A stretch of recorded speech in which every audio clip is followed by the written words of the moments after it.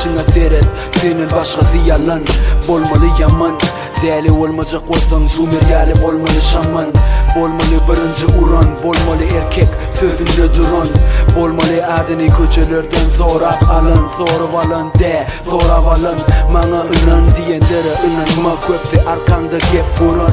Dep duran bolsa bulun izine özünü andıran, özünü azdıran.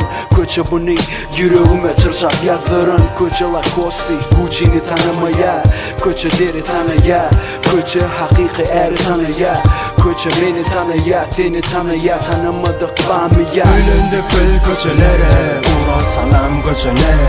Bizi sorusa kaldırın, bizi hareket. Del doğun, anırsın nerede barın bereket.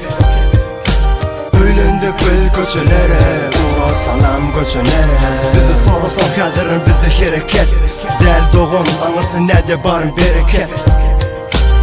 Ömürlük yaş, yürekler daş. Koçama geldin, çapıldı kaş. Tadakardan aç, dile baş tağlık. Maşkalasına, konuşayım merhum. Çakı aşkadına, oynarım hoplu. Boynunu alma yok değil, tüsülü duygular. Her tarafa, kadırla kuyular. Oğurlar kanunundan gelen düşünceler bilen demerip ala köşeler.